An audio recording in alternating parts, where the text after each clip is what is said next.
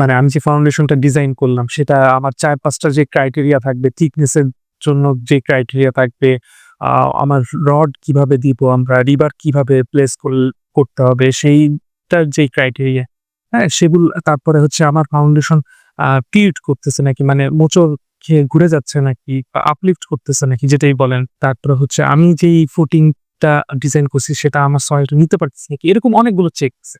এই চেকগুলো আমরা দেখব। তারপর সর্বশেষ যেটা আমরা দেখব সেটা হচ্ছে কিভাবে ডিটেইলিং করতে হয়। মানে কিভাবে আমি রিইনফোর্সমেন্ট গুলো বসাবো। মানে আমি উল্টাপাল্টা রিইনফোর্সমেন্ট বসায় দিলে হয়ে গেল এমন না। আমি সেফ থেকে যে রেজাল্ট পাইছি সেটাও যে আমি বসায় দিব তাও কিন্তু না। আপনাকে দেখতে হবে যে আপনি সেফ থেকে যেই রেজাল্টটা পাইছেন সেই রেজাল্টটা আপনি আপনার এসিআই কোড, আমরা তো এসিআই কোড এবং বিএনবিসি ২ টা ফলো করব। সেই ২ টা কোড অনুযায়ী আমার ডিটেইলিং হইছে নাকি সেটাও হচ্ছে আমরা দেখব। এটা কিন্তু আমাদের দরকার যে আমি একটা ফাউন্ডেশন করলাম, এই ফাউন্ডেশনের রডটা কোন পর্যন্ত, মানে আমার ধরেন ফাইনাল ফাউন্ডেশনের সাইজ হচ্ছে আমার এতটুকু আসছে, হ্যাঁ? কিন্তু আমার রড আসলে আ মানে ডেভেলপমেন্ট রড আমার আরো বড় করতে হবে। তখন কিন্তু আমার ফাউন্ডেশনের সাইজ বড় হয়ে যায়। তো ডেভেলপমেন্ট রড আমার কতটুকু বড় করতে হবে সেটা কিভাবে হিসাব করতে হয়। তারপর হচ্ছে আমার কলাম থেকে কতটুকু কম্প্রেশন ডেভেলপমেন্ট লেন্থ আমার দিতে হবে সেটা কিভাবে হিসাব করতে হয়, হ্যাঁ? মানে আপনার ধরেন কম্প্রেশন ডেভেলপমেন্ট লেন্থ হচ্ছে আপনি ফুটিং এর থিকনেস ধরেন সবকিছু হিসাব করে পাইছেন এই এতটুকু। কিন্তু কম্প্রেশন ডেভেলপমেন্ট লেন্থ আরো লাগবে। তখন কিন্তু আপনার ফুটিং এর সাইজ বাড়াইতে হবে। মানে আপনার ডেভেলপমেন্ট লেন্থ এর উপরেও কিন্তু থিকনেস নির্ভর করে। তো আমরা এই সবকিছু দেখব এই কোর্সে। এর আজকে তো মানে সেশন 1 টা তো শুধু কম্বাইন্ড এবং স্কয়ারটা আমরা দেখব। তারপরে হচ্ছে আমরা স্ট্র্যাপ দেখব, হ্যাঁ? স্ট্র্যাপ ফুটিং দেখব। তারপর হচ্ছে পাইল ফাউন্ডেশন দেখব। তারপরে হচ্ছে ম্যাট ফাউন্ডেশন দেখব। মানে ফাউন্ডেশনের যত রকম আমরা আ এনালাইসিস আছে সব দেখব। তারপর ওয়াল ফাউন্ডেশন দেখব। সবকিছুই আমরা দেখব। ইসেন্ট্রিক ফাউন্ডেশন আমরা দেখব। হ্যাঁ? ফুটিং আমরা দেখব। সবকিছুই আমরা এই কোর্সে দেখব। বিভিন্ন সেশনে আমরা দেখব। তো আ আমি এখানে হচ্ছে প্রত্যেকটা স্টেপ আ সুন্দরভাবে আ ছবি সহ কোনটার পরে কোনটায় যাবেন সেটা কিন্তু স্টেপটা বলে দিছি। হ্যাঁ?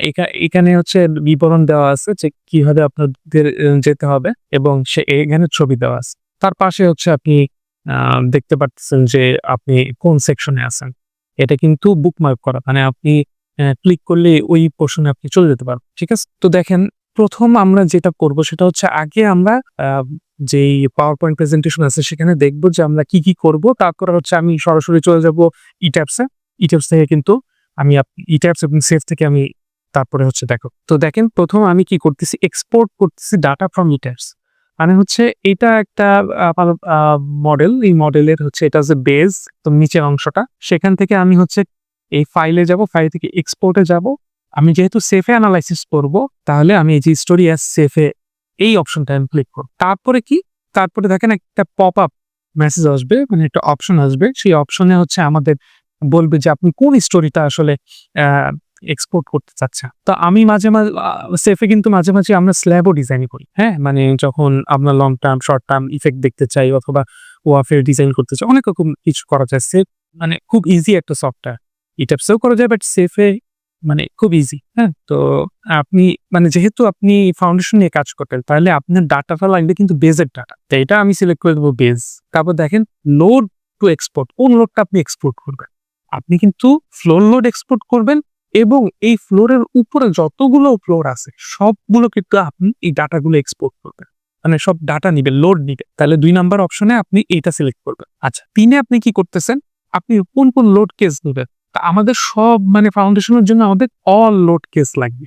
এই অল লোড কেস লাগবে। তা আমরা এই অলটা সিলেক্ট করে দিব। ঠিক আছে? তারপরে হচ্ছে আপনি কোন কম্বিনেশনটা নিবেন। আপনি যেই কম্বিনেশন দিয়ে আপনার ডিএনবিসি অনুযায়ী যেই কম্বিনেশন দিয়ে আপনি ইট্যাবস এ ডিজাইন করছেন সেই সবগুলো কম্বিনেশন নিবেন। সাথে হচ্ছে ডেড লোড আর লাইভ লোডের যে সার্ভিস লোডের কম্বিনেশনটা আছে সেটাও নিয়ে নিন। ঠিক আছে? আমার এখানে অনেকগুলো লোড কম্বিনেশন আছে, তার ভিতর ৩৭ টা হচ্ছে আমার ডিজাইনের জন্য দরকার।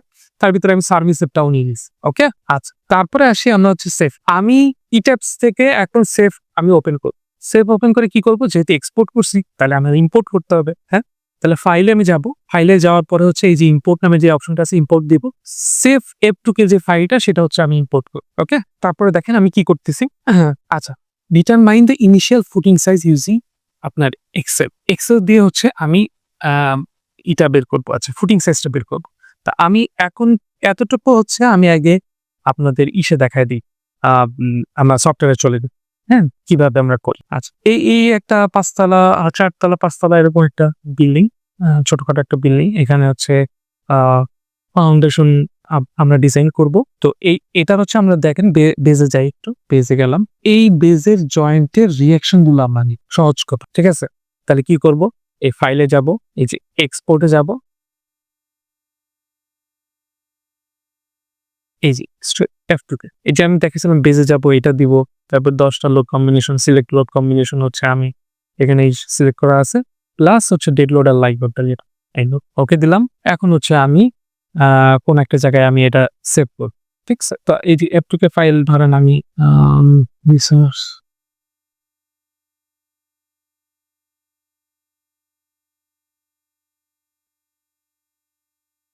এই যে আমার F2 ফাইল এটা সেভ করা আছে। তারপরে হচ্ছে আমি আরেকবার একটু সেভ করি।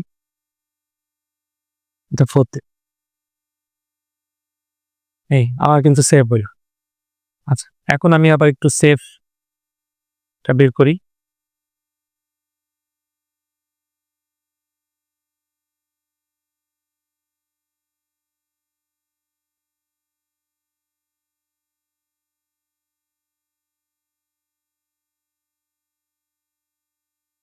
এই ফাইলে যাব, তারপর হচ্ছে ইম্পোর্টে যাব, সেভ F2 ফাইল।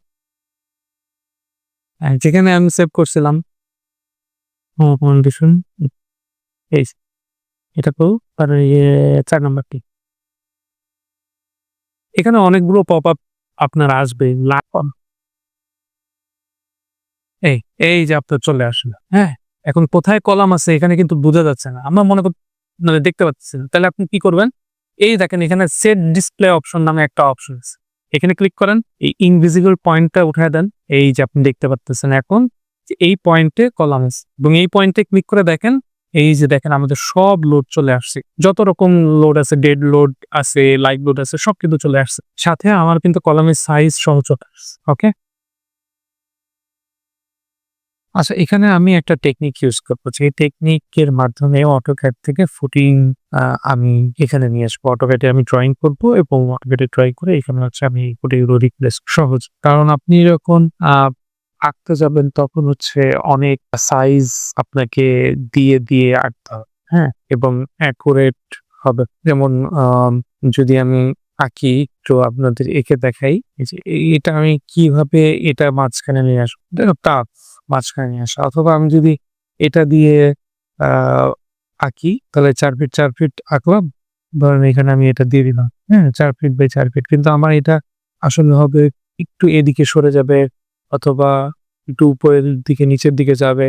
সব একরকম হবে না। আবার যদি ধরেন যে আমার শেপ হতে হবে এরকম অনেক ঝামেলা, হ্যাঁ? আপনার এই শেপ নিয়েও ঝামেলা আছে যে আপনি শেপটা কিভাবে কোন পয়েন্ট থেকে কতটুকু দূরত্বে আপনি এটা করবেন। তো সেটা সবচেয়ে ভালো হয় হচ্ছে আপনি AutoCAD এ এটা এঁকে নিবেন। তারপরে হচ্ছে এটা রিপ্লেস করবেন। তো আমি দেখেন একটা ট্রিকস এপ্লাই করতেছি। সেটা হচ্ছে এই যে ফাইলে গেলাম, ক্যাপচার পিকচার এ গেলাম। আমি কি করব? এই যে কারেন্ট উইন্ডো এস DF এই যে DWG DXF DWG ঠিক আছে?